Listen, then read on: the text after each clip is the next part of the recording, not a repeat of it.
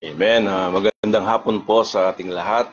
Muli sa oras na ito, ating pasasalamatan ng ating Diyos sa ibinigay niyang muling pagkakataon sa atin upang tayo ay makapagpapatuloy sa kanyang o sa ating pag-aaral sa kanyang mga salita, no?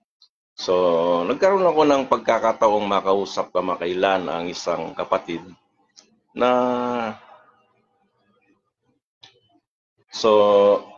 na ginamit ng Diyos sa akin, ano, sa yung unang pagkakataon na marinig ko ang ebanghelyo, no, sa kanya. So, ginamit ng Diyos sa unang pagkakataon na sa akin upang marinig ko ang ebanghelyo sa kanya, no. So, kung paano ang isang tao ay maliligtas, no, sa pamamagitan ng ebanghelyo, no, So, muli, pinasasalamatan ko ang Diyos sa taong ito, si Brother Saldi, na marinig ko sa kanya ang mabuting balita ng kaligtasan noon. So, nagkaroon ako ng update sa kanya na mayroon siyang pagnanais makapagsimula ng isang gawain dito sa Pilipinas. Dahil sa ngayon, siya ay nasa ibang bansa, no, sa United States, no. Naging bahagi na sa aking spiritual na buhay ang kapatid na ito, kaya isama natin sa ating mga panalangin, ano, ang kanyang naisin.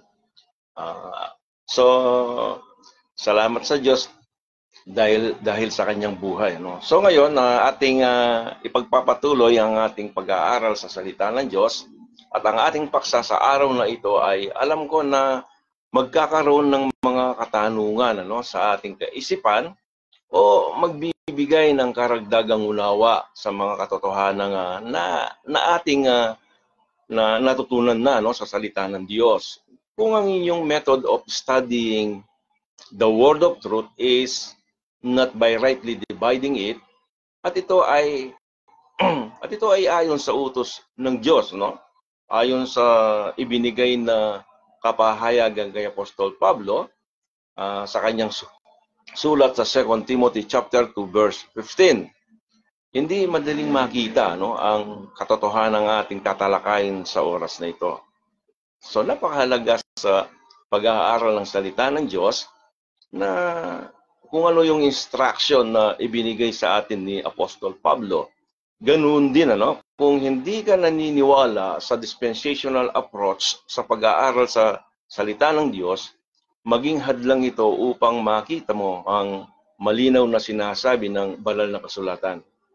So, ang isang malaking problema sa ating panahon ngayon sa mga estudyante sa salita ng Diyos ay wala silang dispensational understanding, no, sa kanilang pag-aaral. At personally ako, ang aking posisyon sa pag-aaral ng salita ng katotohanan ay hindi lahat ng katotohanan, ano, na ito ay nauukol sa iyo at sa akin.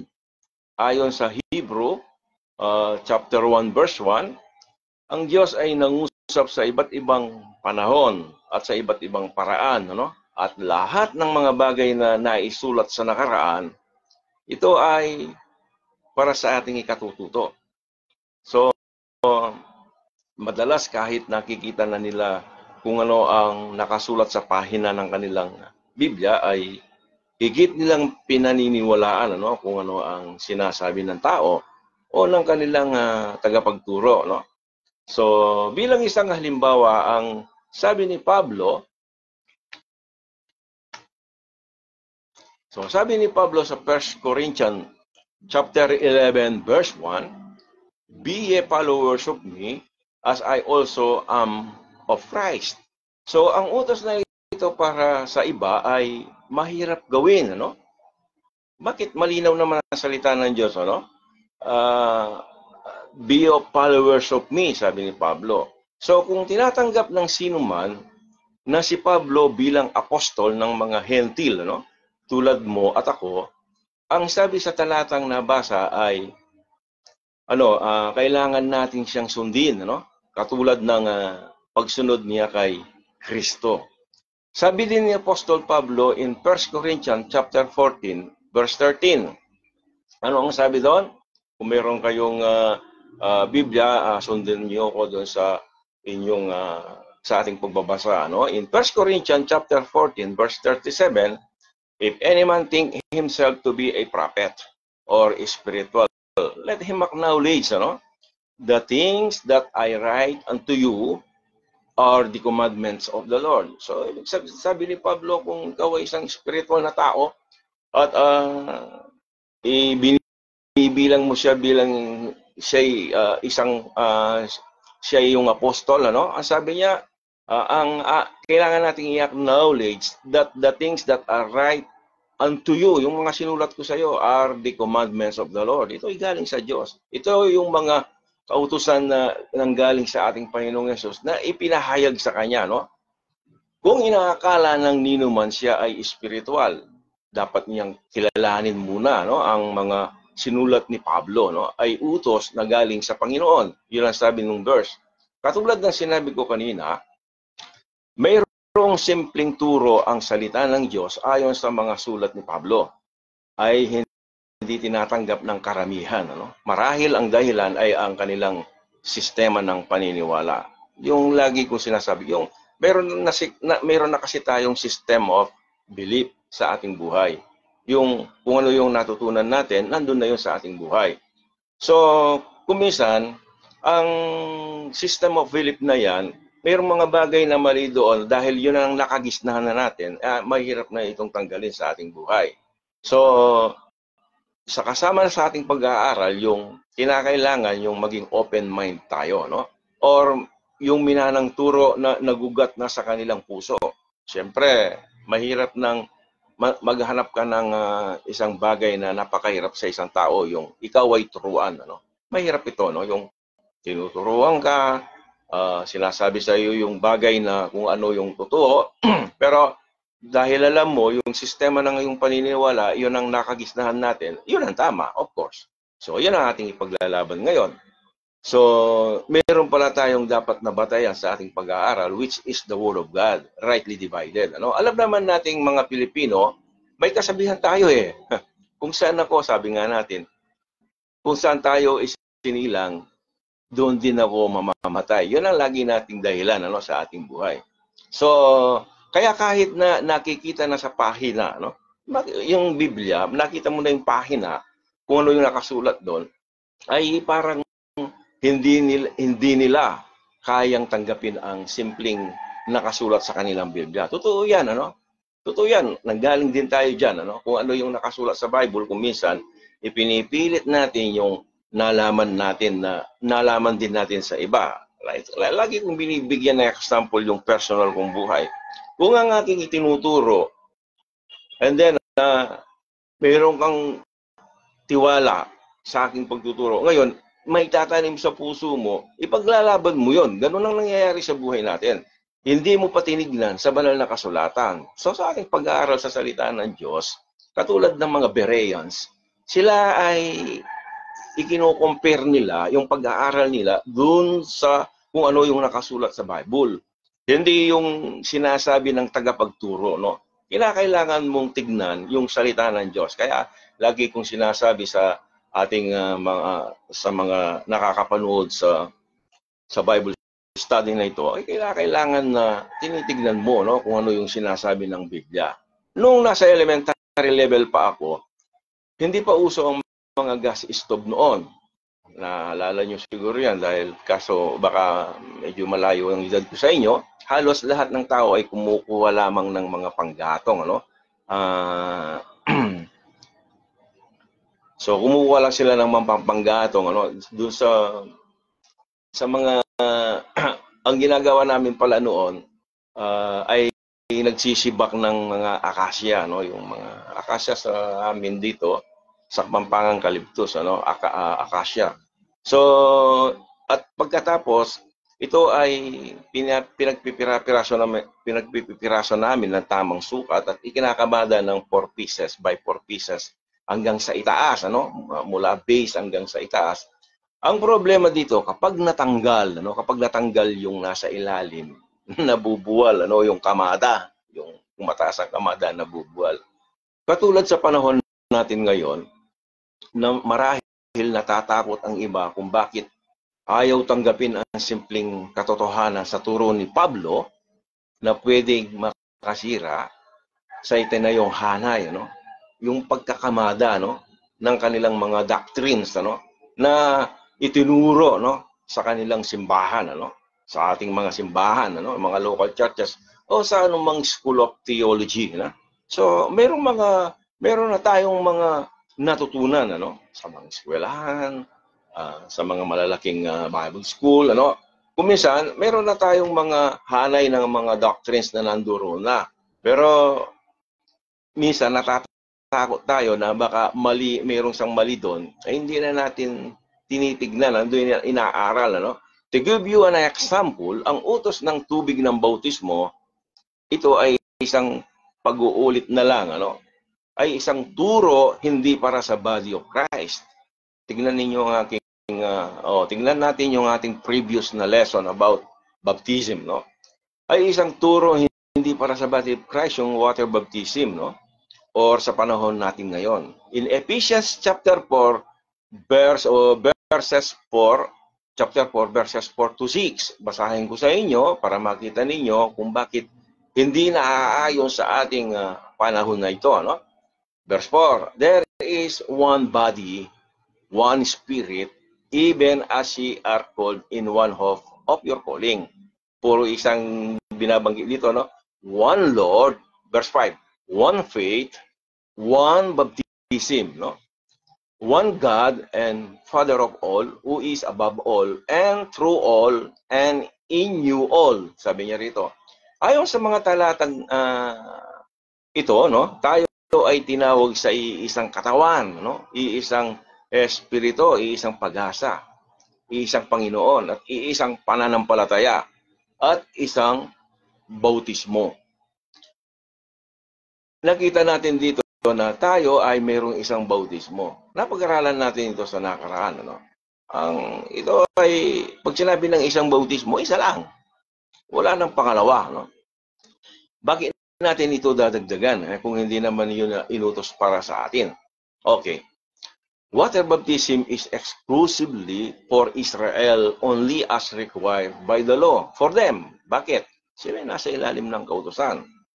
Kung napag-aralan ninyo, narinig na ninyo ang ating mga messages about baptism, malalaman yung madali itong aking tinutukoy, ano?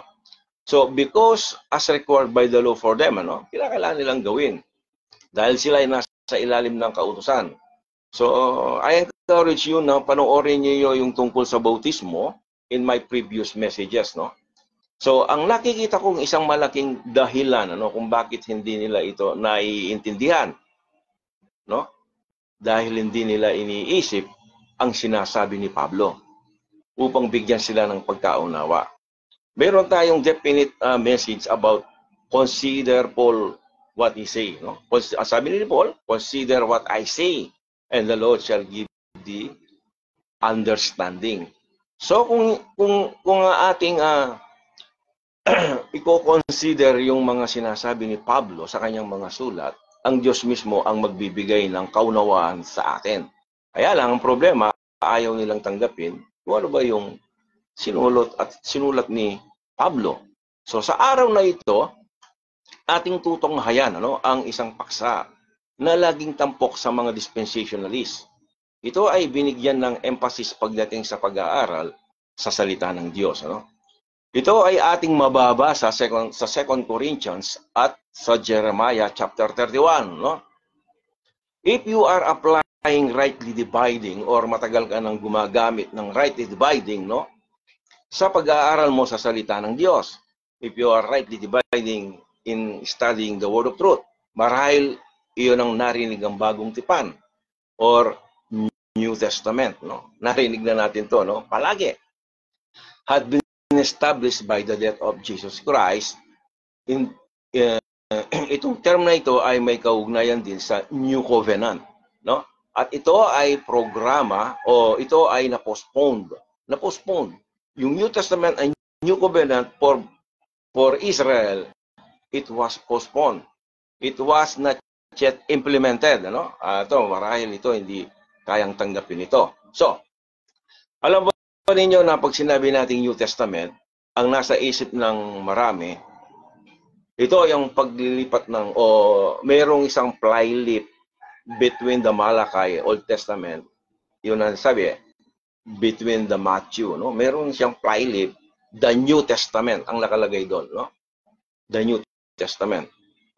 Merong mga ibang mga nagtuturo, so they are excited to remove that fly-leaf, no?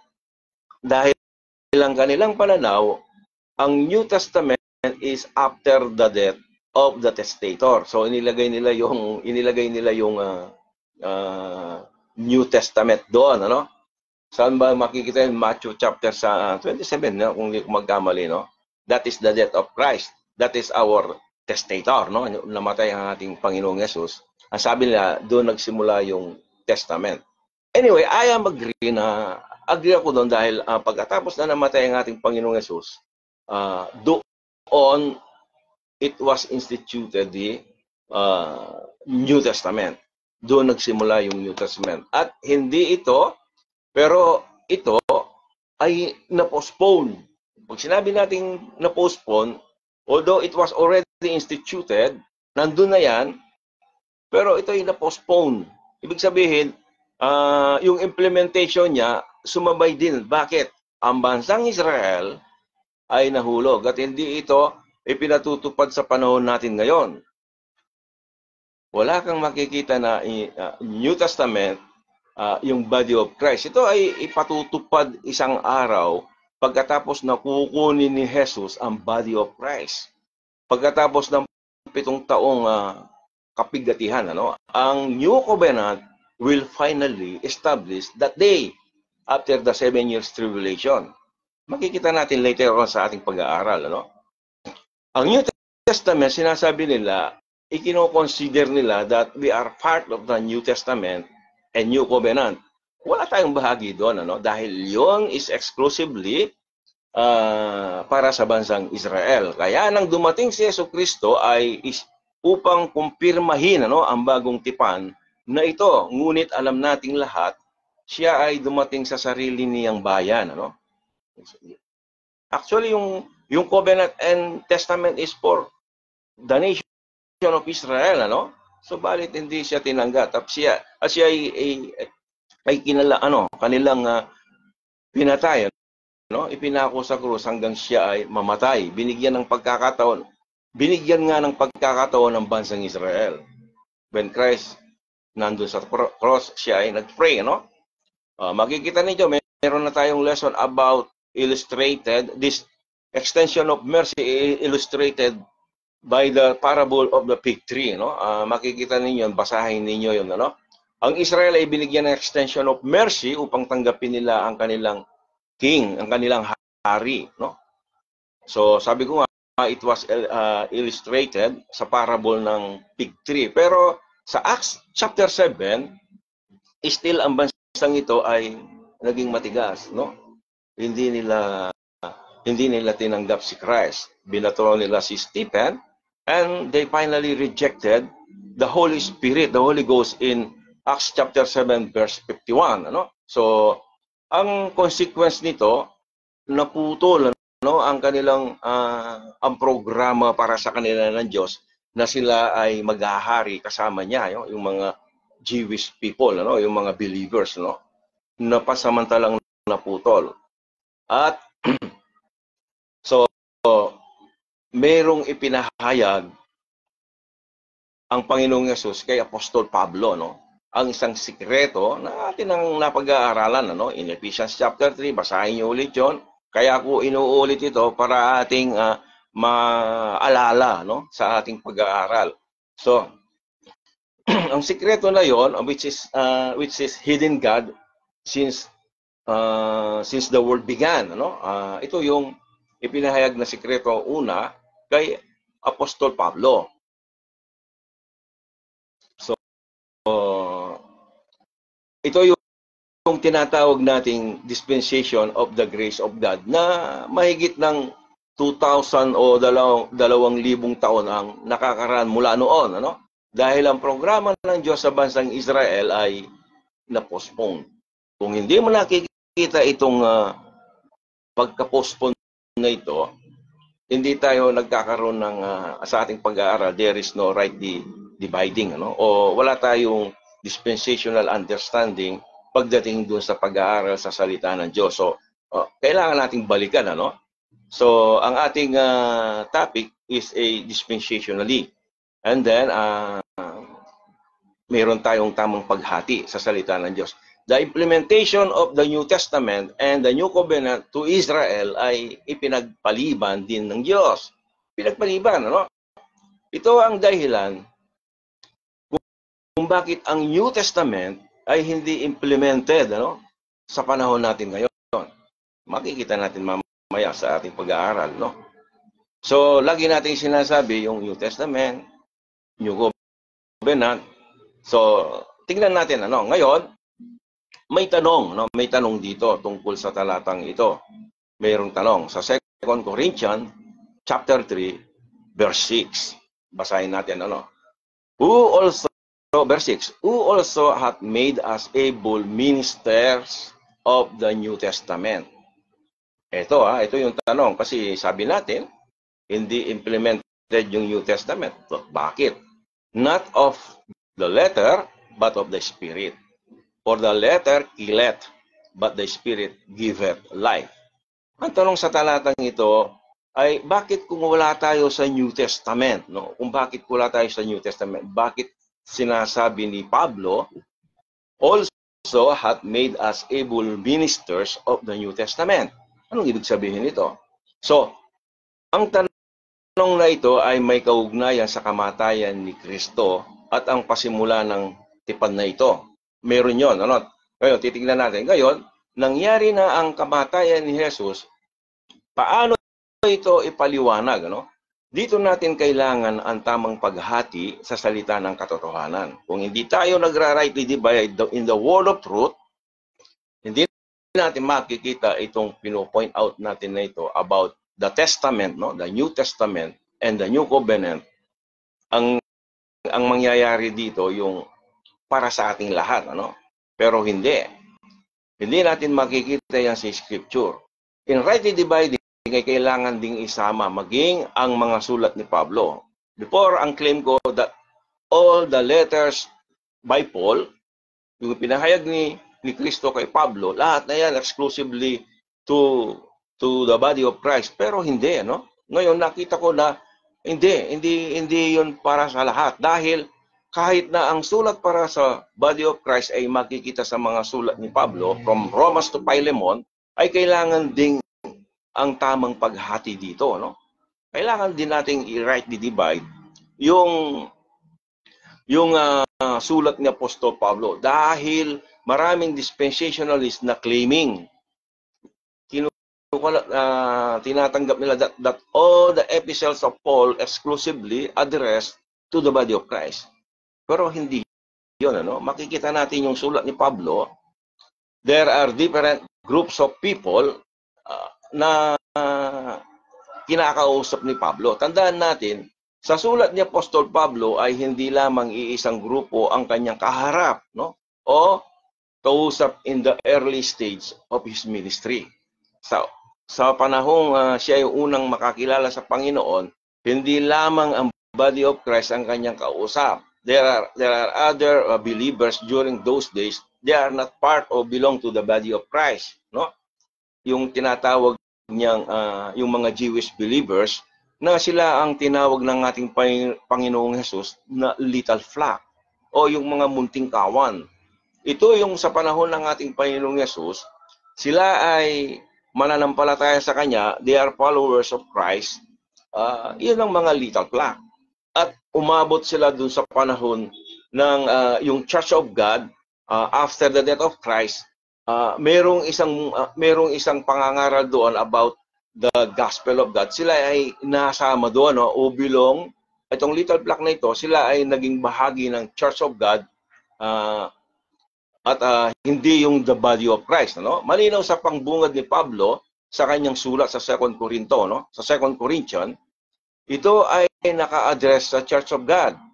Basahin niyo yung 1 and 2 Corinthians, naka-address ang kanyang sulat to the Church of God. At hindi ito ang body of Christ. Maraming magsasabi na they claim, dispensationalists, claiming that 1 Corinthians addressed to the body of Christ. No. Naka-address yun to the Church of God. No?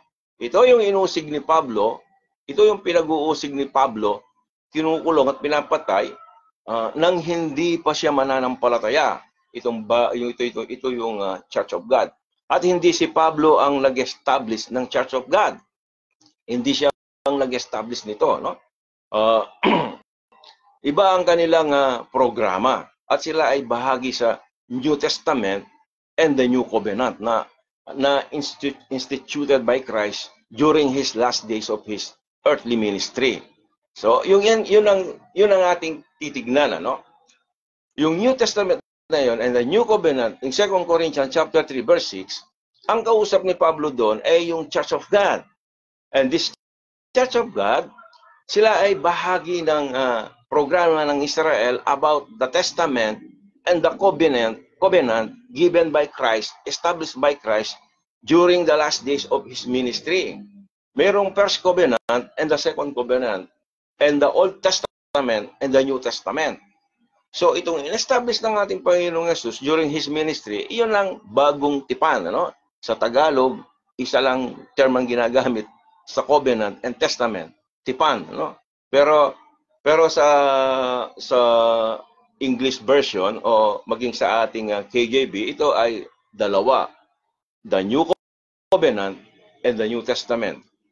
Now, naniniwala tayo na ang bagong tipan ay para sa Israel, ano? Sa mga darating na panahon, ano? So, kasama na dito ang mga mananampalatayang Hudyo, no? Nagsimula ang bagong tipan na ito nang si Jesus bilang testator ay namatay. Tandaan natin, no? Nagsimula itong testament na ito noong ang ating Panginoong Yesus ay namatay, ano? Kasi ang sabi niya doon sa Hebrew, ang magti-take effect lang itong testamento o yung last and will testament. Kumbaga, pagka namatay na itong testator, ano? Dahil obviously, ang kausap ni Pablo dito, so, ang tanong pala rito, kung bakit ang 2 Corinthians, ano, chapter 3, verse 6, ay naisulat ni Pablo na may misteryo ng bagong tipan, ano? Dahil obviously,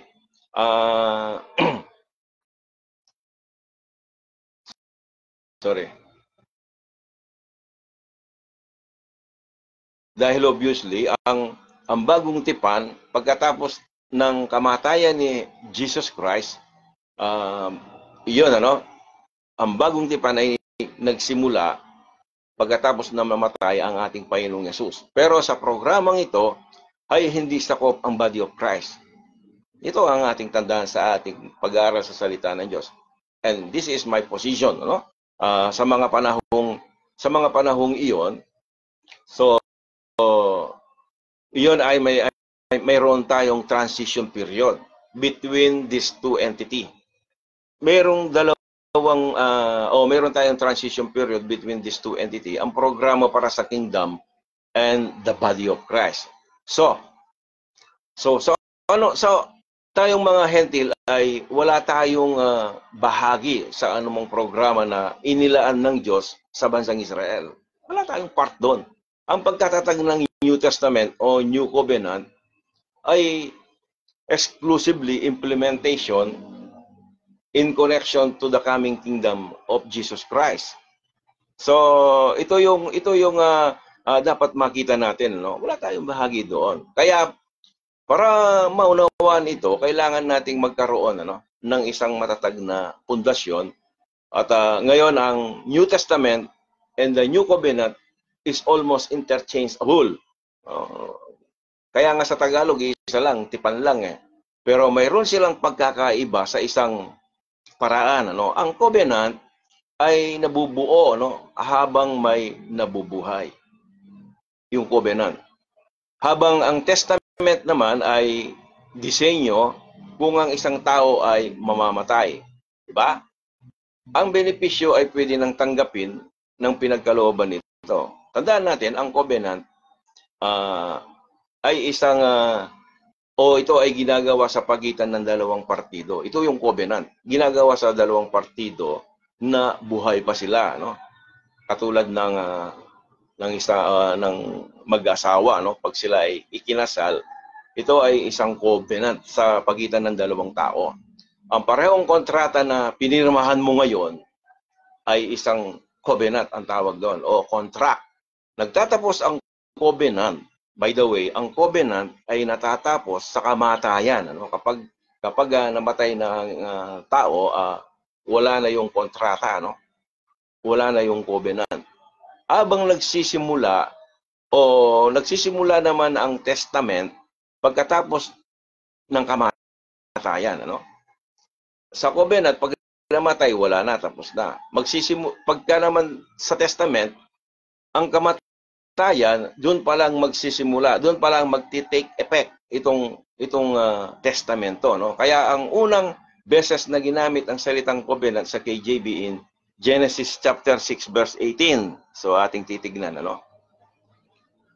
Verse 18, chapter 6 ng Genesis, "But with thee will I establish my covenant, and thou shalt come into the ark, thou and thy sons and thy wife and thy sons' wives with thee." Ano? Ngayon, ang covenant na ginawa ng Diyos kay Noah, ito yung covenant kay Noah, no?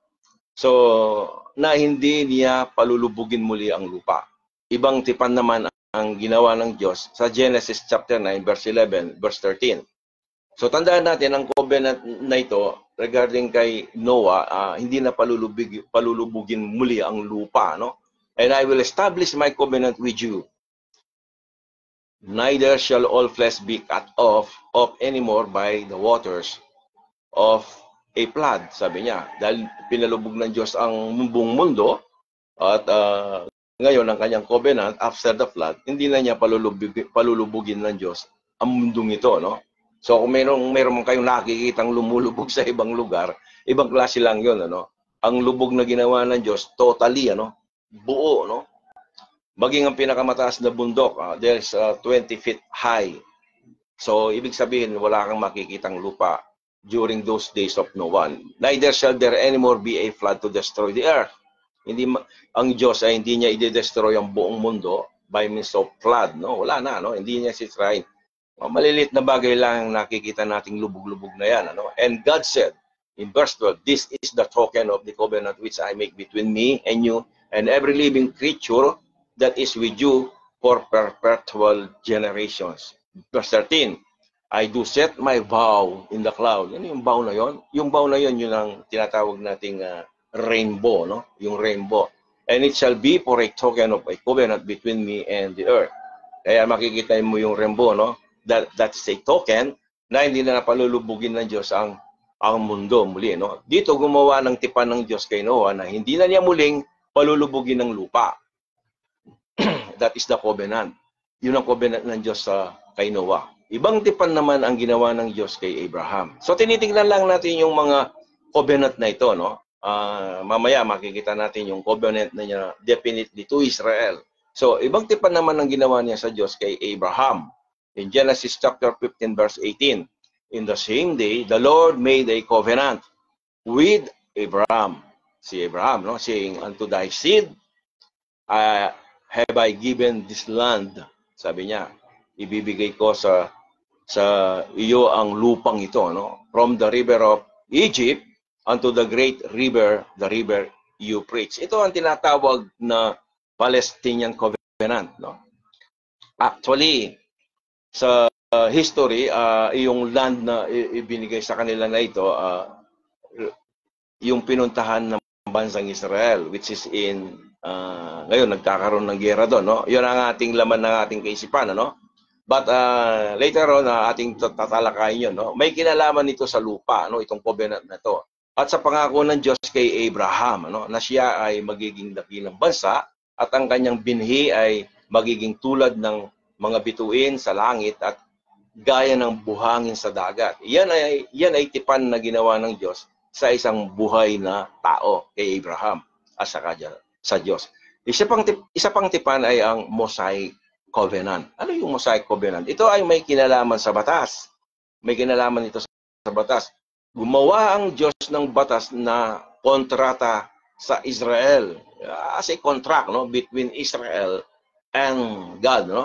At sinabi ng mga tao, ito yung sinabi ng tao sa Deuteronomy, mababasa ninyo yun, ito, no? At sinabi ng mga Jewish people, ito mga tao, ang lahat ng batas na sinabi ng Panginoon ay kanilang gagawin. Ginawa ba nila? Hindi, no? Hindi sila sumunod. Hindi nila ginawa yung kontrata nila na gawin niyo ito, sabi ng Diyos. At maraming mga dapat gawin, pagpapala, at kung hindi nila gagawin, because they are under the law, in this covenant, mayroong sumpa, no? So, ang susunod na tipan ay ang Davidic Covenant, na may kinalaman sa isang kaharian. Yung Davidic Covenant, it's about the kingdom, no? Na may kinalaman sa trono. So, kaya nga sa banal na kasulatan ay hindi lamang iisa, no, ang covenant na ginawa ng Diyos sa tao. So, ang pinaka-interesting, no, sa ating topic dito, ang pinaka-interesting na covenant na makikita mo sa banal na kasulatan, para sa akin, ano, which is hanggang ngayon, no, mangyayari ito, no, ay nasa Jeremiah chapter 31 verse 31. Ito yung babasahin natin, no. Behold, the days come, sabi niya sa verse 31. In chapter 31 verse 31. The days come, saith the Lord, that I will make a new covenant. Gagawa ako ng bagong covenant, no? With the house of Israel. Hindi na yung old covenant ito, no? This is a new covenant with the house of Israel and with the house of Judah. Ngayon, ang talatang ito ay ipinapakita kung sino ang bahagi ng tipan na ito. Sino ba yung bahagi ng tipan na ito? Ang tipan na ito ay hindi sinasabi para sa katawan ni Kristo. This is not for the body of Christ. No? Na iniisip ng marami na sila yung mga spiritual na Israel. Ito yung mga spiritual Israel. Tandaan po natin, ang doktrinang ito ay hindi sinasang-ayunan ng banal na kasulatan at hindi matatagpuan sa salita ng Diyos. And this is a man-made doctrine. Itong spiritual na Israel. Hindi tayong body of Christ, no? Hindi yung mga Gentiles people, no? Tandaan natin, ang testamentong ito ay literal na ginawa para sa Israel. Tandaan natin, ang Israel, ang Diyos, ang kinakausap niya is Israel nang i-establish ni Christ during his latter part na ng kanyang ministry on earth. Kanyang sinabi ito sa kanila na wala itong kaugnayan sa mga Gentiles, no? O sa body of Christ, sapagkat mayroong natatanging plano ang Diyos para sa mga Hentil. There is a definite na gagawin ng Diyos na plano, layunin niya sa mga Gentiles people. Ngayon, ang New Covenant na ito na gagawin para sa sambahayan ni Judah at sa sambahayan ni Israel ay ihahambing, no, sa nakaraang tipan na ginawa niya para sa kanila noon. So, there is ang tawag dito, paghahambing. Ano? Nabanggit natin ang Mosaic Covenant. Tandaan, ang batas na ibinigay ng Diyos sa Israel ay isang binding contract, no? Isang binding contract between Israel and God sa pagitan ng Diyos at Israel. Subalit, hindi ginawa ng bansang Israel, no? Kaya sila ay nahulog ayon sa sulat ni Pablo sa Romans chapter 11. Hindi nila ginawa yung kontratang iyon na dapat nilang gawin. Kaya sila ay nahulog, ano? Nahulog sila sa Diyos, ano? Hindi, so instead na ang pangako ng Diyos ay tatanggapin na nila, hindi nila tinanggap. Sa Jeremiah chapter 31 verse 32, nasa chapter 31 tayo ng Jeremiah, not according to the covenant that I made with the fathers in the day that I took them by the hand to bring them out of the land of Egypt. Mayroon siyang covenant ang Diyos in the Old Testament, ano? Sa panahon ng nung sila ay nasa Egypt, ano? Which my covenant they break. Hindi nila ito tinupad, ano? Hindi nila ginawa. Although I was an husband unto them, saith the Lord, no? Ngayon, ang tipan na ito, hindi nila ito ginawa, no? So, sa kanilang itong tipan na ito sa kanilang ama, sa araw na inilabas sila sa lupain ng Egypto, ito ay kanilang nilabag, no? Nilabag nila. Kahit ako ay tawag niya, sabi niya sa bansang Israel, kahit ako ay asawa nila, sabi ng Panginoon, no? Hindi pwedeng magkapareho ang lumang tipan sa bagong tipan. Hindi sila pareho, no? Ang una ay nakasulat sa bato, sa tapyas ng bato, no? Para ito ay makita, para ito ay mabasa, no? At ito ay kanilang masundan, no? Ano nila masusundan kung hindi nila alam, hindi nila makita, no? Kaya ang bagong tipan ay hindi tulad ng una. Sa Jeremiah chapter 31, sa next verse, ating mababasa, but this shall be the covenant that I will make with the house of Israel. After those days, sabi niya, yung word na after those days, at the close of tribulation period, yon. Hindi ngayon, ano? Hindi ngayon. After those days, sabi niya, mangyayari yon pagkatapos ng walang yung kahit kapigatihan, ano? Yung mabigat na paghihirap, ano? At the close of tribulation period. Saith the Lord, sabi niya, I will put my law in their inward parts. Ilalagay na ng Diyos yung kanyang mga salita doon sa kanyang laman ng tao, no? And I write in their hearts, sabi niya, susulat ko na sa kanilang puso. And will be their God, and they shall be my people. So, makikita natin, ang dalawang tipan na ito ay magkaiba, no? Kahit na exclusively for Israel lamang ito, no? At hindi ito kailanman kasama ang katawan ni Kristo, no? Hindi kasama dito sa ipinangako ng Diyos na ito sa Israel.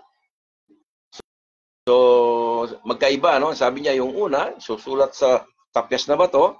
Ngayon naman, isusulat sa panahon na yon nang in-establish ng ating Panginoon Jesus, dapat sana, alam ba ninyo, during the days of our Lord Jesus Christ, malapit na yung end.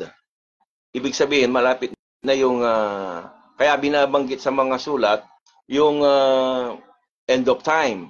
Dahil kung tinanggap nila ang ating Panginoong Yesus, magkakaroon na ng tinatawag nilang Great Tribulation that time, no?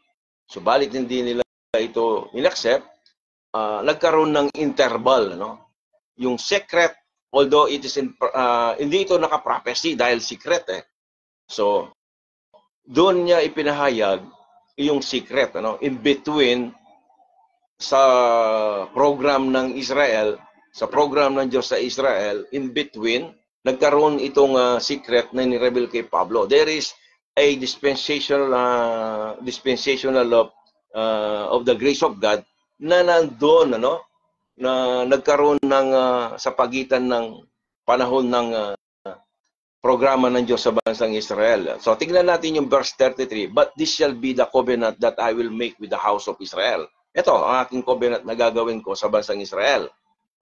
Ito, sabi niya, after those days, saith the Lord, I will put my law. I will put my law, sabi niya, in their inward parts, no? And write in their hearts. Susulat ko na sa kanilang bato. Sa kanilang puso, no? Ito ang bagong tipan na ipinakilala sa bansang ito. Ilalagay ito ng Diyos sa kanilang loob ng mga bahagi, no? Sa halip na isulat sa bato, no? Kung saan nila ito binabasa, no? Kung saan nila ito nakikita, no? Isusulat ito ng Diyos sa kanilang puso upang kanila na itong masunod, no? Kanila na itong masunod dahil nakasulat na sa puso nila, alam na nila yung salita ng Diyos. Ito ay iba ayon sa sulat ni Ezekiel chapter 36. Basahin na lang yung buong Ezekiel chapter 36 para magkaroon kayo ng knowledge about sa sinasabi ni Ezekiel, ano, sa kanyang hula. Sila ay gagawing mga masunurin, ano? Sila ay magiging masunurin kasi nandun na sa kanilang puso eh.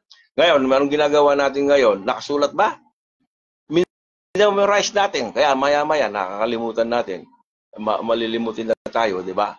Pero sila, hindi nila malilimutan that time dahil nakasulat sa kanilang puso. Naging natural na sa kanila, no? Sila ay gagawing mga masunurin dahil ang mga kautusan ay isusulat sa kanilang puso. It will be a natural thing for them, no? At that time, hindi panahon natin ngayon, no? Sila ay magiging masunurin sa Diyos. Ito ay mangyayari pagkatapos ng tribulation period. After the tribulation period. So, lahat ng ginawa ni Jesus during His earthly ministry ay may kaugnayan para sa establishment sa kanyang tipan sa Israel. No? Nang siya ay dumating, siya ay nagpalayas ng mga demonyo. No? During those days, during this earthly ministry, ito yung kanyang establishing the covenant of God to Israel. Nagpalayas siya ng mga demonyo, nilinis niya yung Israel, nilinis niya yung lupain, nang itapon niya sa templo, no? Yung mga money changer, ay nilinis niya yung mga reliyon, ano? So panahon natin, ano, ang daming reliyon, ano, magulo, no, 'di ba? Puro ibig sabihin, religion that time representing dun sa money changer na pinagsisipan ng ating Panginoong Jesus. It's a part of cleansing, ano? This is a preparation for His coming kingdom, ano? And the new covenant promised to them. Dahil ito nung dumating ang ating Panginoong Jesus, ang bansang Israel ay magulo, no? Magulo. So, sa unang beses na makita ninyo ang salitang tipan sa Ebanghelyo, in the four gospel, no? Na nakaugnay sa pagdating ni Jesus Christ, at ito ay nakaugnay din kay John the Baptist. Mula sa kanyang pagkasilang, siya ay binigyan ng pangalan, no? Ni Zacarias, ang kanyang ama, no? Na John. Ito yung pangalan niya, John, si John the Baptist. Nang si Zacarias ay napuspos ng Espiritu Santo ay ng hula, no? At ano ang kanyang pinahayag, ano? Ano kanyang sinasabi? In Lucas chapter 1 verses 67 to 73. Ito yung nakasulat doon, ano? 67. And his father Zacarias was filled with the Holy Ghost and prophesied, saying, so siya ay nanghula, no? Blessed be the Lord God of Israel, for He had visited and redeemed His people. Ililigtas niya ang kanyang tao, no? Now, 69, and had raised up an horn of salvation for us in the house of His servant David. So, 70, as He spake by the mouth of His holy prophets, which have been since the world began, no? 71, that we should be saved from our enemies and from the hand of all that hate us. So ngayon may nagkakagulo sa bansang Israel, no? Maraming mga nagagalit sa bansang Israel. Sabi ng Diyos, ito ay wala pa akong final na position dito, but nakikita natin ang Diyos even in Luke chapter anong verse to? Luke chapter 1, no? Ang sabi niya rito, that we should be saved from our enemies and from the hand of all that hate us, no? Kung titignan niyo, susubaybayan niyo yung nangyari last 2 days ba yon? Kung paano nilusob nung Israel ang galit na Iran sa kanya, di ba? Nakapagtataka kung paano niya nilusob, no? Hindi natin alam kung if there is an intervention of God to them, no? Sabi niya rito that we should be saved from our enemies. Ito referring to Israel ito, no? And from the hand of our Lord, in the hand of all that He has. 72. Ito lang ang gusto kong makita ninyo. To perform the mercy promised to our fathers and to remember His holy covenant. Itong kanyang tipan, ano, sa kanila. Itong kanyang covenant. The oath which He swore to our father Abraham. Lahat ng may kaugnayan sa tipan na ito, ang lupain na kanyang ipinangako, that land, in Canaan, sila ay magiging dakilang bansa. Ang presentasyon ni John kay Jesus bilang Mesias, nandyan din, nandoon din yon, lahat ng bagay na ito ay referring to the coming new covenant.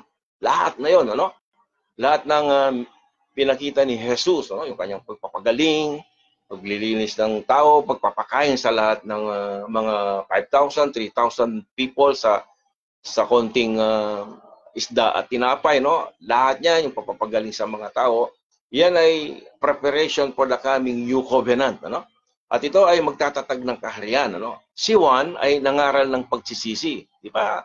Pagbungad ni John the Baptist, pinangaral niya yung pagsisisi dahil ang kaharian ng langit ay nandyan na, parating na, So ayon sa ating nabasa sa Jeremiah, susulat ang batas sa kanilang puso para maging successful ang covenant ng Diyos sa kanilang kailangang nakahanda ang lahat. Lahat, The land, yung lupa, yung kung saan sila marahil yung Canaan, in Jerusalem, The law, yung kautusan, and the leader, Dumating ang kanilang leader para sa ayusin. Leader which is our Lord Jesus Christ.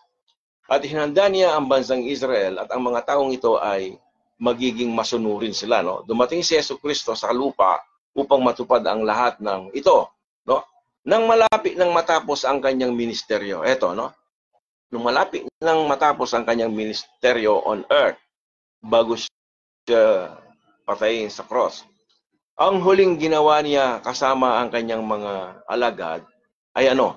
Ano ba yung ginawa niya? Siya ay nagtatag ng isang ordinansa. Merong ordinansa na kanyang itinayo, Itinatag, Walahan niyo kung ano yung ordinansa na yon. Nagagawin o itutuloy sa kaharian na yon at magsisimula sa pagtatapos sa panahon ng kapigatihan. Natigil din yon, pero gagawin din ulit sa panahon ng pagkatapos ng kapigatihan, yung ordinansa na yon. Ang ordinansang ito ay yung Lord's Supper. Yung Lord's Supper. Tignan niyo yung ating topic, yung about the Lord's Supper, sa aking mga messages before. Tignan natin yung Matthew chapter 26, verses 26 to 29, aking babasahin sa inyo. And as they were eating, nung panahon na nasa mesa na yon, sila ay tawag natin dito yung huling hapunan, kala ko huling tinapay. So, and as they were eating, Jesus took bread, and blessed it and break it and gave it to the disciples and said, "Take it, this is my body." And he took the cup and gave thanks and gave it to them, saying, "Drink ye all of it." Sabi niya, "For this is my blood of the New Testament," of the New Testament, which is shed for many for the remission of sin.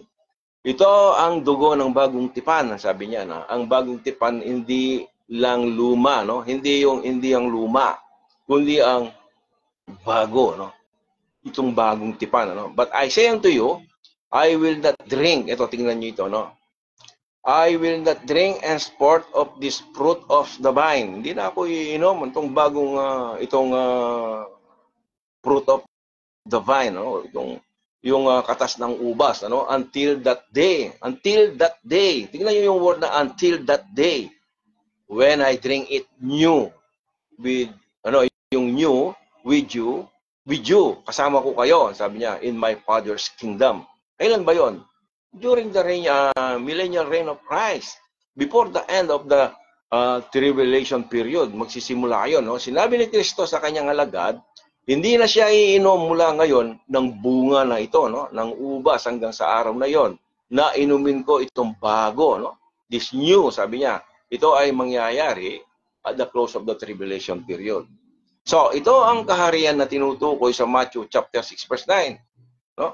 Ang ordinansa na mga nabanggit sa nabasang talata ay ang dugo ng bagong tipan. Ang bagong tipan na itinatag noong unang dumating ang ating Panginoong Yesus during His earthly ministry. Sa first advent, dito sa lupa, at siya ay muling sasalo, makikisama siya sa pagdating niya sa kanyang kaharian. muli siyang makikisama. Makikisama siya. Nakasama sila na iinom ng katas ng ubas na yon, ano? Ito ang sinabi ni Kristo na nabasa natin kanina, no? Siya ay muling sasalo sa kanyang kaharian, sa kanyang muling pagbabalik. At hindi sa kasalukuyang dispensasyon, ano? Nakakasama ba natin si Jesus sa panahon natin ngayon, kung sa atin yon? Hindi, no? Actually, hindi sa kasalukuyang dispensation o sa kasalukuyang panahon, ano, na ito. Ilang mga detalye kaugnay ng Lord's Supper, as I said, upang makita ang mga detalye, ang maaari ninyong panoorin, ano, sa aking mga o sa ating nakaraang mensahe, ano, ang The Lord's Supper Part 1 and Part 2 para malinaw about this Lord's Supper, ano. Ano ang ibig sabihin ng Lord's Supper? Makikita ninyo doon at bakit natanggap ni Pablo mula kay Jesus Christ ang mga huling pangyayari sa kanya, no? So merong revelation si Jesus Christ, meron siyang inireveal sa kanya, yung huling oras ng ating Panginoong Yesus, meron siyang inireveal kay Paul na hindi niya inireveal doon sa mga disciples, no? Sa 12 disciples, no? Ngayon, this new covenant na ito ay hindi para sa katawan ni Kristo. Ito ay pag-aari ng ibang grupo ng mga tao, no? Sa mga panahong iyon, nang itatag ang new covenant na ito ni Jesus, no? Ang nagtatag ang ating Panginoong Jesus. Isang lihim, no? During those days na itinatatag ni Jesus, still there is a secret hid from God. Walang nakakaalam. During those days na meron silang nandun sa hapagkainan na yon, kasama niya ang kanyang 12 disciples, there is a secret hid in God, no? Na ang bagong tipan na ito ay itinatag ng Panginoon sa panahon ng kanyang ministeryo sa lupa, no? Wala ang kinalaman ito sa iyo o sa katawan ni Kristo, no? Kaya ang 1 Corinthians chapter 11, 1 Corinthians chapter 11, tandaan natin, yung Korinto ay isinulat niya sa mga Jewish believers na bahagi ng Church of God, no? So ang 1 Corinthians chapter 11 ay isang kasaysayan tungkol sa nangyari noong gabi, no, na pinagkanulo si Jesus Christ. Yun ang sinabi ni Jesus Christ kay Pablo, no? Meron siyang inireveal sa kanya. Maraming tao ang hindi nakakakita o hindi tumatanggap, ano, sa insight na ito, no, katulad ng tubig ng bautismo, no, or Lord's Supper, no, ay mga ordinansa para sa bansang Israel na ipagpapatuloy pagkatapos ng 7 taong kapighatian. Itong Lord's Supper na ito at itong water baptism, ito ay parte ng covenant ng Diyos sa kanila, no? Yung water baptism is part of the law na kinakailangan nilang gawin sa mga Jewish people, no? Before they enter sa kanilang tungkulin as a kingdom priest during the millennial reign of Christ, sila ay mangangaral, ano? Dahil nga isusulat nila yung mga salita ng Diyos, isusulat na nila sa kanilang puso. Sila ay magiging kingdom priest. Hindi na lang magmemorya, no? Hindi na sila titingin sa Biblia, kundi sila ay nandun na sa kanilang puso. Alam ba natin na before sa yung pinakahuling chapter ng Matthew, sabi niya, teach them, sabi niya, di ba? Sabi niya doon, ang pagkasabi niya doon sa Matthew chapter 19 ba yun? Sabi niya, go ye and teach all, pagkasulat doon sa, anyway, ang sabi niya doon, na may verse na, tingnan ninyo, no? Dati ito, memorize ko ito, no? So, humayo kayo, sabi niya, at turuan nyo yung lahat ng mga bansa, no? Sa kautusan, ano? So, ang mga inutos niya rito, yung mga Jewish people, no? During those days, as a kingdom priest, wala silang gagawin kundi magtuturo, no? Sila magtuturo sa mga Gentiles people, ano? Sa mga hentil. Dahil lang kanilang ang kanilang programa is ito, no? Yun ang covenant ng Diyos sa kanila. Ang punto dito, nang patayin nila si Jesus Christ, tinanggihan nila ang kanilang tipan when they killed Jesus Christ. Kaka-establish lang niya yung covenant, the new covenant, o the New Testament of His blood. Pinatay nila si Jesus Christ, no? Tinanggihan nila ang pangako na ibinigay para sa kanila. At sa habag ng Diyos, as I said a while ago, sila binigyan ng pagkakataon, but still, ni-reject nila ang Santong Espiritu and pinatay nila si Esteban, ano, sa kanyang pangangaral about the Messiah, no. Subalit hindi sila tumalima, no, sa panawagan ng Diyos at at yun nga yung sa the fig tree na illustrated by the 1-year extension of mercy para sa kanila, no. Ngayon, ang pagkasulat sa aklat ng Hebrew ay sa panahon ng mamatay si Esteban, ano, at naligtas si Pablo. There is a in between, ano, the death of Stephen and the salvation o ang kaligtasan ng makarating kay Pablo, no. There's a 30 years transition period. Isinulat ng mga apostol during those days, no, ang mga prophetical na aklat na ito. Alin ba yung prophetical na aklat na ito? Mula sa Hebreo hanggang sa Revelation, ano? Ito yung mga prophetical books na isunulat o epistles na isunulat ng mga alagad, no, during the death of after the death of Christ until na si Pablo ay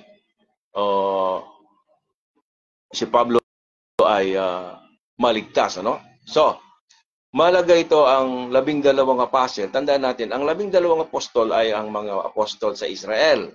They are the apostles of Israel, di ba? Sila yung mga inutos ng Panginoong Yesus na huwag kayong pupunta sa mga Gentiles people, sa daan ng mga Gentiles, sa mga Samaritan, no? Huwag kayong pupunta. Punta lang kayo sa lost sheep of the house of Israel, no? At para sa atin naman, bilang Gentiles, meron tayong apostol, no? Ito itong si Pablo, no? Ayon sa Hebrew chapter 6 verse 13, so basahin kong mabilis, but now had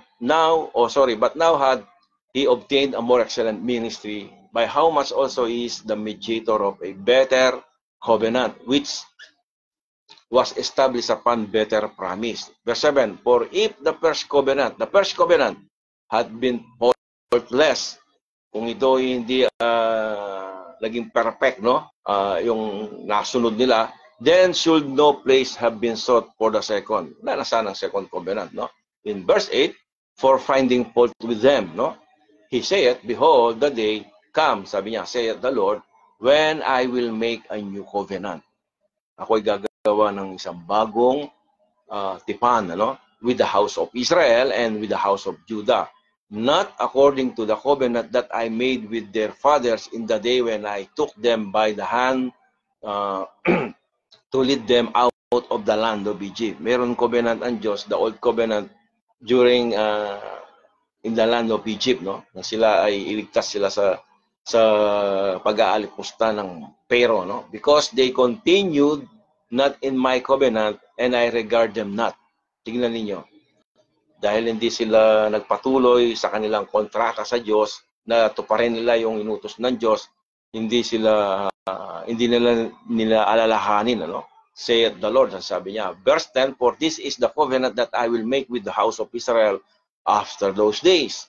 Saith the Lord, I will put my laws.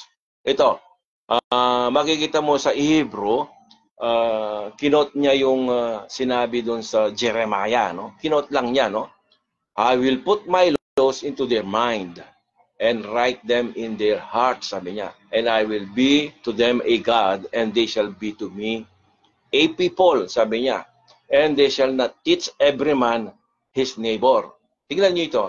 And they shall not teach every man his neighbor. Pag sinabi nilang neighbor dito, yung kapwa Hudyo. Dahil ang kanilang tuturuan ay ang mga Gentiles people, no? Gentiles people, and every man his brother, no? Hindi na kailangan nila itong turuan dahil sila mismo alam na nilang lahat yung salita ng Diyos because sila sabi na rito, isusulat niya sa kanilang puso. For all shall know me. Lahat sila, alam na nila ako. Ngayon, walang nakakalam sa ating Panginoong Yesus. Nowadays, no? In Israel, there are only 3%, almost 3% believing Jews nowadays, ano? Makikilala lang nila yan pagdating ng ating Panginoong Jesus, no? From the least to the greatest, ang sabi niya. Ang kanilang tuturuan ay mga hentil in those days. Sa panahon na yon, ano? Hindi sa panahon natin ngayon. Ito yung utos ni Jesus before He ascended into heaven. Yung sinabi ko sa inyo kanina, no? Instructed them to teach all nations, no? Actually, sabi pa niya, baptizing them in the name of the Father and of the Son and of the Holy Spirit, which is water baptism. Nakita niyo? Yung ordinance na yon ay dalawa. Hindi para sa atin yon, ano?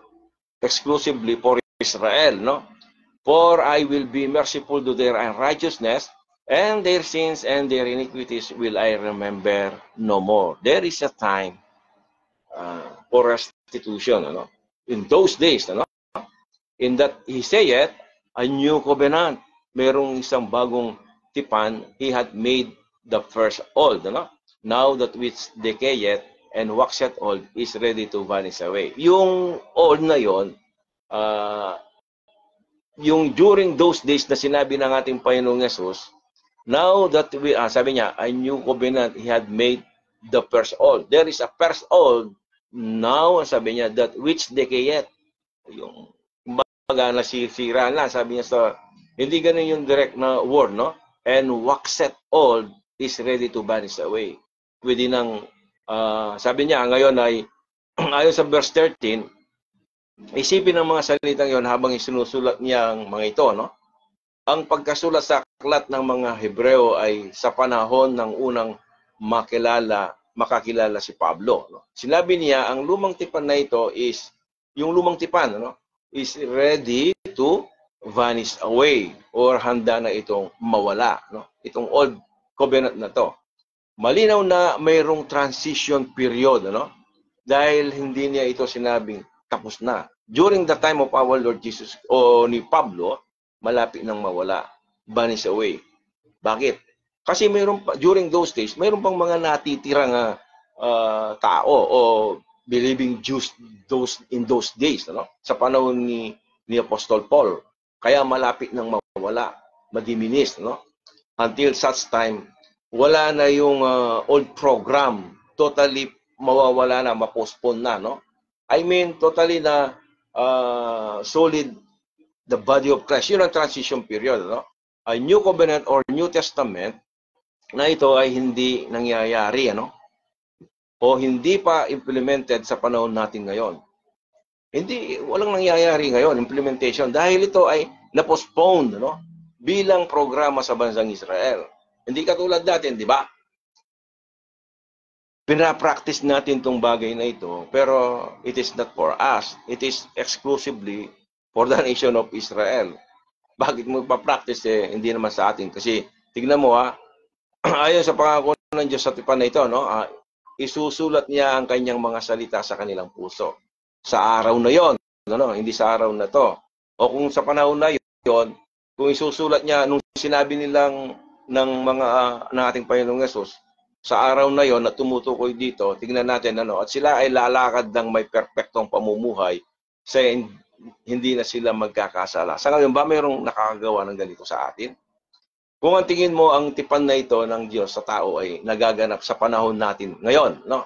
May maituturo ba tayo kahit na isang tao na nabubuhay ng hindi na siya nagkakasala at alam niya lahat ang salita ng Diyos dahil ang salita ng Diyos ay nakasulat sa kanyang puso? Wala, di ba?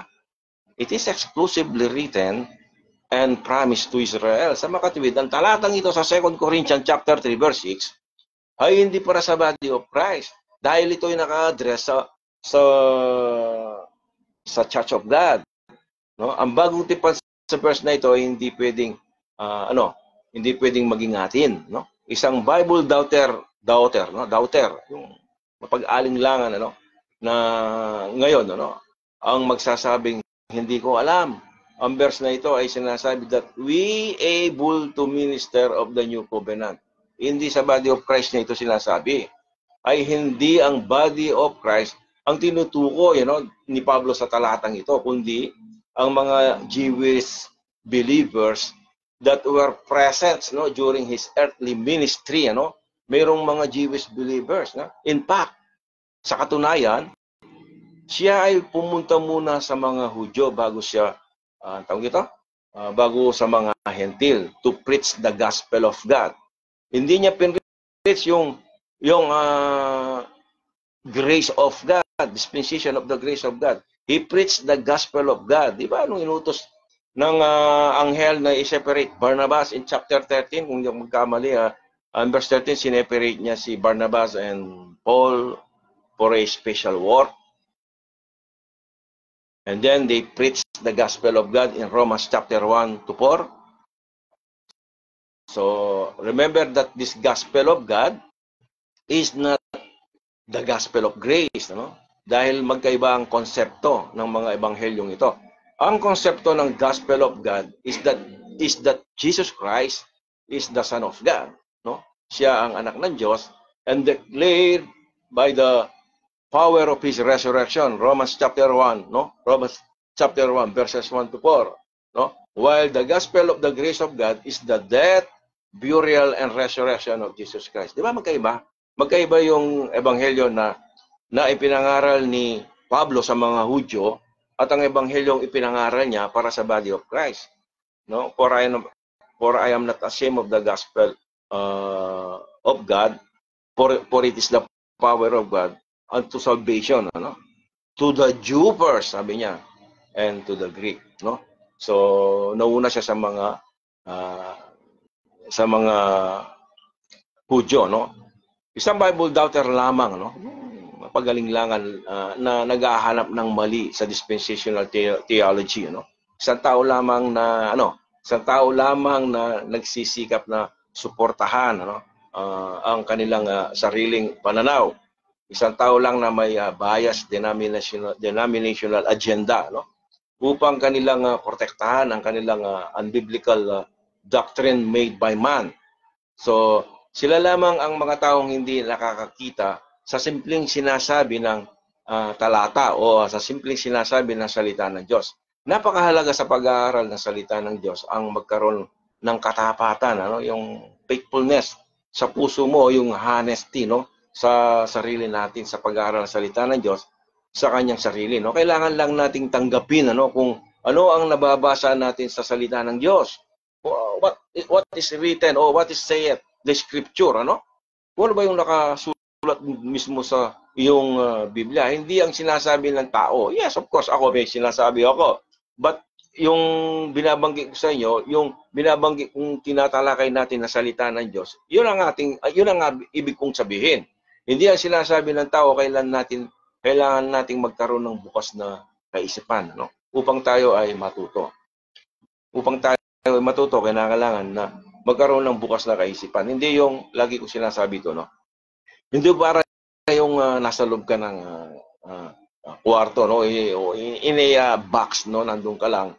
Hindi mo na nakikita yung nasa labas, So, hindi ang sinasabi ng tao, kailangan nating magkaroon ng bukas na kaisipan upang tayo ay umunlad, o ibig sabihin matuto, o bumitaw, bumitaw sa maling nakasanayan, Meron na tayo, of course. Sabi ko nga sa inyo, lagi kong binabanggit ito, kapatid, meron na tayong nakasanayan sa ating buhay dahil sa mga influence, dahil doon sa ating natutunan, dahil sa ating system of beliefs, yung nakasanayang o yung sistema ng ating paniniwala sa ating puso na tinuro na ng mga nauna.